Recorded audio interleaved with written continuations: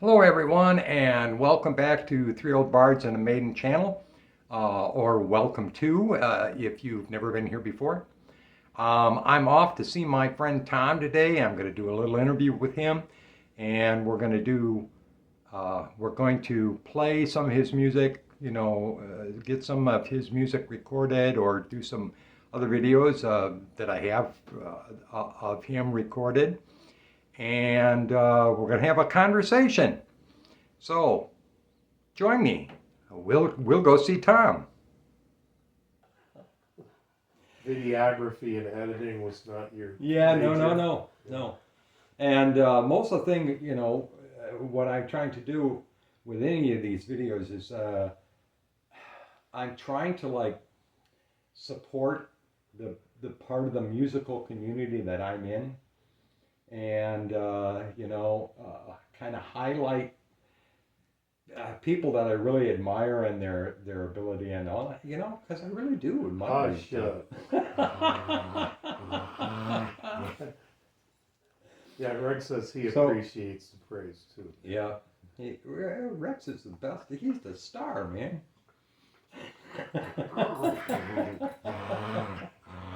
You being feisty today? For an old blind dog, you do every once in a while feel like a pup again. Yeah. Well, he is a pup. Yeah, just a 15-year-old one. That's right. He's an older pup, but he's still a pup. So, what do you want to talk about, Herb? I'm working. Well, I'm going to talk about you. So, what we're going to do is I'm going to, make this into a video. I'm going to put it on YouTube and all that kind of thing. So you're going to go out to the world. I know that I you. don't know if I can handle that much fame. I did already have my 15 minutes worth back in November, but it's a new year. It's a new year. I guess we can can reset the clock. I did another 15 minutes worth. Yeah. So, what I want to ask is, what do you want the world to know about yourself and music, and what you think about music and songwriting and performing and all that other kind of stuff? Can you give me I'm trying to give you some open-ended questions. Well, first of all, it's an expression of joy, really. Now, sometimes it takes a while to get to that, but music's really innate in us. I mean, you listen to any child will come up with songs, sing songs they know, and make up ones spontaneously. Right. And this is one of the things that, as a songwriter, which I don't do a lot of, every once in a while I feel inspired. I've got a few of mine that are strictly originals. I've got other ones that I've seen lyrics, usually from poetry of some sort or another, that I've adapted into songs. And then, I do a lot of reinterpretation of traditional songs, which, there's certain songs that have been around 500 years for good reason. It's because they have a good hook, and people like them and can relate to them. And, there's just certain ones that are timeless. And there's a lot to be said about taking an old song like that and putting one's own spin on it, right? To me, even with modern songs, and I'll give you an example. Sting's Leaves of Leaves of Gold, is that the one? Fields of Gold. Fields of Gold. Eva Cassidy's version is so much better than Sting's ever dreamed to be. When I listen to Sting's version, what I hear is a bunch of guys that got into the studio one day and he went, I have a song idea. And it goes kind of like this.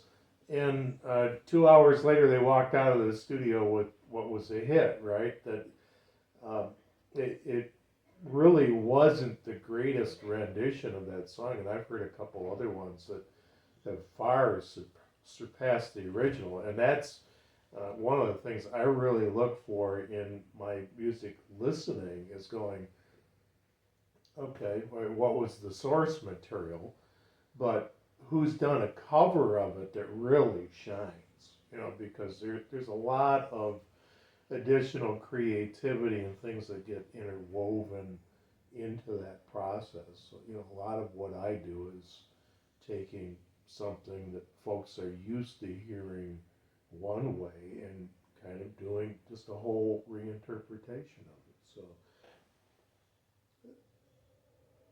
it's been a lifelong thing for me. When I think back in my music experience, probably the first recollections I have are of my grandparents who sang duets in church, as we would say in the bulletin, special music, right? Yeah. So you had hymns, and a lot of those old church services were very formulaic. We used to kid about them, say they were hymn sandwiches, right? You had the opening hymn, the welcome, the invocation, usually took up the offering, did another hymn, had the sermon, had the special music, had another hymn, the benediction, and everybody went home, right? And so it had a certain structure to it, but the special music piece was pretty much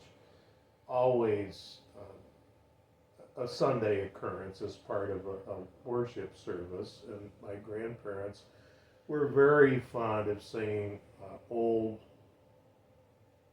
gospel duets, in the garden, a lot of things that were out of the reorganized Latter-day Saint hymnal, but they also got over into more mainstream gospel stuff, things that weren't in our hymnal.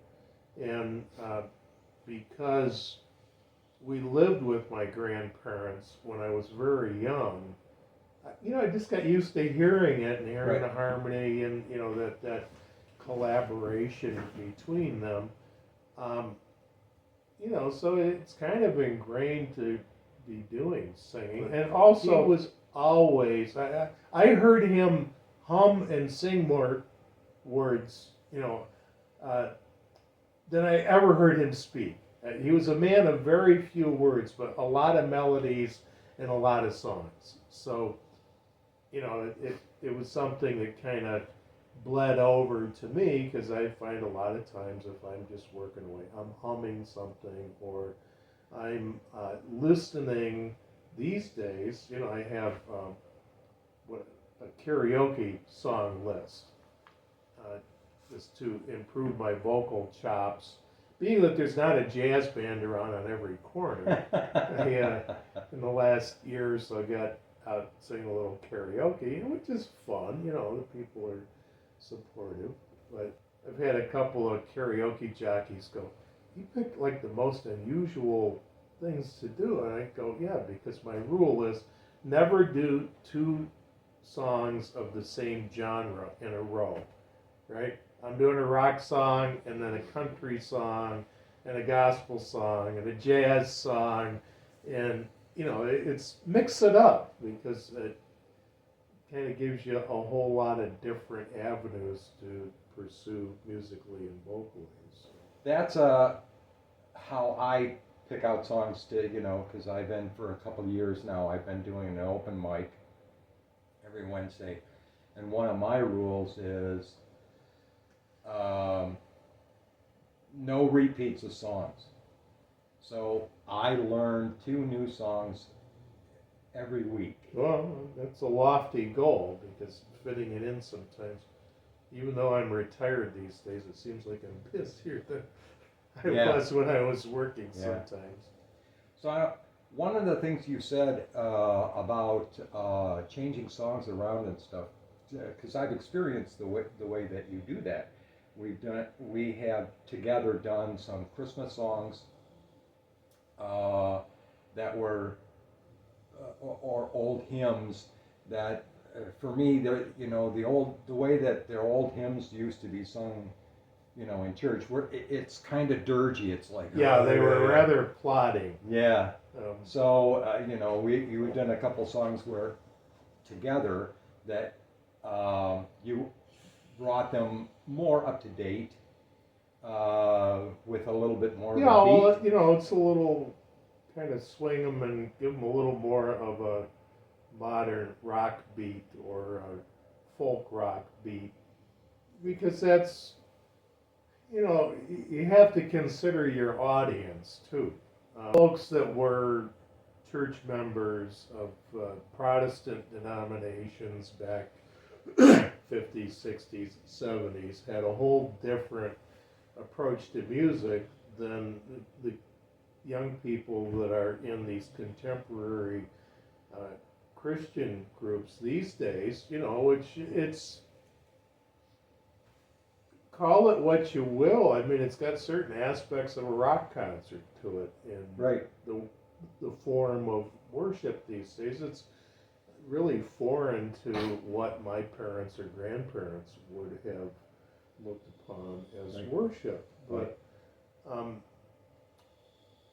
it's got catchy hooks and the instrumentation and virtuosity, and it's a whole different set of expectations and a whole different mix of musical styles and talents. And okay, different doesn't make it any better or worse. You have to kind of pick where you want to be to receive what you want. Me, I grew up with all this very traditional, as you say, it was almost, it wasn't almost dirgy, Harv. It was dirgy, right? Because you didn't want the tempo to get away on you because it could lead to excessive joy. So That's yeah, okay. you gotta watch that. But I always see in the reorganized Latter-day Saint tradition, all hymns were sung in 4-part harmony. Now, when I was a young man, teenager, I did not appreciate the beauty of such things. But as time has gone on, and now I'm in my 60s, I go, that was really a blessing, that I got to hear the parts. Now, I usually sang baritone, that's where I was the most comfortable. These days, I'm doing more tenor stuff. Baritone and tenor, yeah. But it's having that ear for the blend. Um, Even though I find I struggle finding these odd parts here and there and maintaining the spacing with the Right. melody, but it's knowing how to blend, and really being sensitive to the other people that you're singing with. That's a big aspect to it. And again, that when it hits right, that's a transcendent experience. And Yeah. it's just that gets you, right into your heart to hear that synergy Yeah. going on with the voices Yeah. and the music. That's one of the things that, I really enjoy singing and playing with somebody else. Mhm. Many of the people that I come in contact with, they really want to be the solo artist, which is good, including, in their instrumentation, you know, they want to be the guitar, the lead guitar. And there is something really very beautiful about being in a group sing. Yeah, And there's different aspects to it, and sometimes it's a realization of you don't necessarily get what you want to do, but you can add to it by taking part in it as you can do, right, right? That, for example, at Unity of Royal Oak, when we got a new guitarist in, my role as the guitarist lessened up a little bit because it really wasn't needed with that level of expertise being present. So I kind of switched more to doing background vocals, lead vocals on some things, and harmonica fills, right? Right.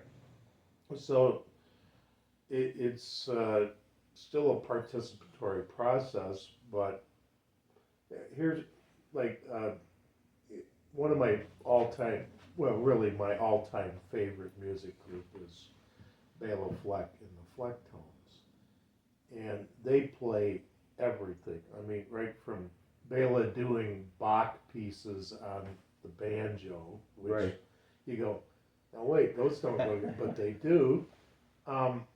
You know, to doing really avant-garde jazz with Chick Corea, and it's all great. You know, it's this whole panorama of music from classical right on through folk music, bluegrass, jazz, rock, you name it.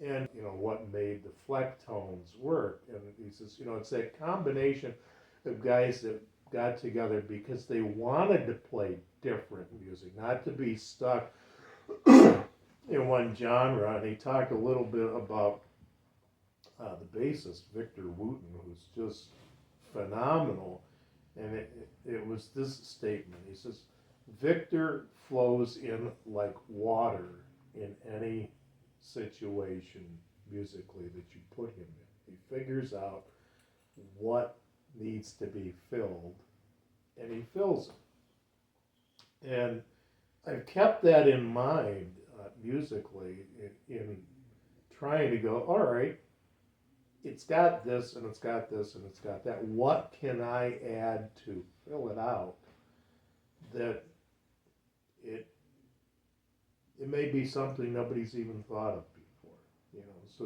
there's sometimes like on harmonica, people think of harmonica as a lead instrument, but a lot of times if George is playing the lead on the guitar, I'm over just chugging, doing a rhythm thing on the harmonica, right? You know, it's a whole different, like, how do you fill it in to get the sound of a big band when all you've got is a bassist, a guitarist, and a harmonica player. So, you know, it's this little, it's actually that what happens is the harmonica ends up taking up the part of the percussion set, right? You know, it's that, you know, that kind of doing that kind of fill in to get a bigger sound. Excellent. So I have a question about, you know, about your songwriting, your altering music or picking up a poem and then adding a melody to it. I have a recording of you that I actually want to use. I want to put up. It is where you, a poem from the Theosophical Society, and you put that to words, you put that to music, and then you added one little thing in there to make the poem, the last line, you added one little line to the poem to make the poem work with the music that you had created with it. Yeah. It's a prayer of the Theosophical Society that was penned by Annie Besant, who was one of the presidents in the early 20th century. It's called "O Hidden Light," and it was a lovely piece. I became acquainted with it when I attended a Theosophical series that was done by a guy by the name of Don Campbell at their headquarters in Illinois back in the 90s. And part of the daily devotions was the recitation of this lovely little prayer. And there was, it was actually in, they had a sort of theosophical hymnal, and I listened to the version of it that they had, and I went, it wasn't really a good song, right? Trying to get it to flow, and adding that last line was kind of to get it to conclude in a way that it's an expression of mystery, right? That you'll never really know all the answers,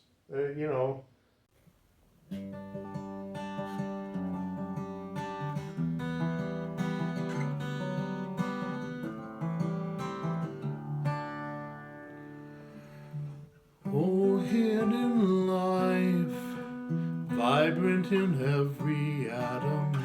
Oh, hidden light, shining in every creature. Oh, hidden love, embracing all in oneness.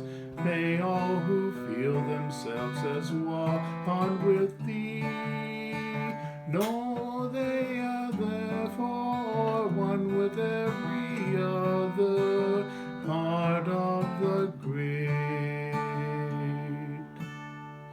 mystery.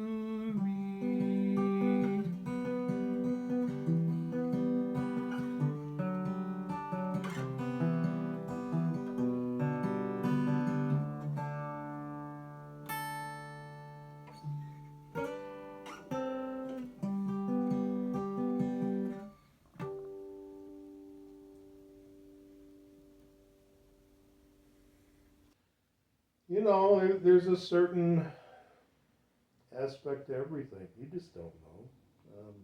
You got to take it on faith. Uh, so it was just something that went, I think it could be better than what it was. And so my version is my version. It's not widely circulated. I know it's been used a couple of times over at the Theosophical Society here in Detroit. But, again, it was just, I took a liberty of kind of reinterpreting things and casting off what the previous mold was. There's other ones, and part of the inspiration that I take is, well, you heard me last Saturday did this song by the Decemberists called the Shank Hill Butchers, right? Yeah.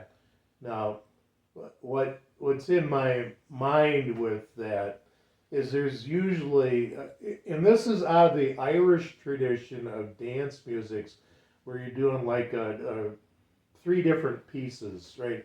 One concurrently after the other. But what I like are songs where you're taking the verse and the chorus out of one song and using a bridge from another, right? So I do this with a song called The Vacant Chair, which is a Civil War remembrance song. It started as a poem that was written on behalf of a particular soldier. The soldier is known, William, I forget his last name, but he fell in battle in the Civil War. And was commemorated in a poem that was widely circulated throughout the U.S. It was later set to music and has since been reinterpreted with different tunes. The tune that we know it to today, which is the same tune as the old hymn of Life's Mountain Railroad, is not the one that it was originally associated. But when I sing it, I pair it with a break in the middle of another Civil War song called Going Across the Mountain. Because the vacant chair is from the standpoint of those who are still there, living, missing, and remembering the person who was killed. So I interject into it, going across the mountain, oh fare thee well, going across the mountain, my story you may tell, which is from the perspective of the young man who was going off to battle, right? I visited with my friend Tom today, and we talked a little bit about music, and I thought it was just going to be 10 or 15 minutes so that I could get in there, and it turned out to be quite a long conversation. It was about an hour long. So I'm going to break that video up into a couple little sections, and in between the sections there'll be a piece of music that Tom has performed in one way or another. And I hope you like that conversation. And as always, if you do, like, subscribe, and do all the other things that we're supposed to tell you to do in YouTube. Okay, thanks very much.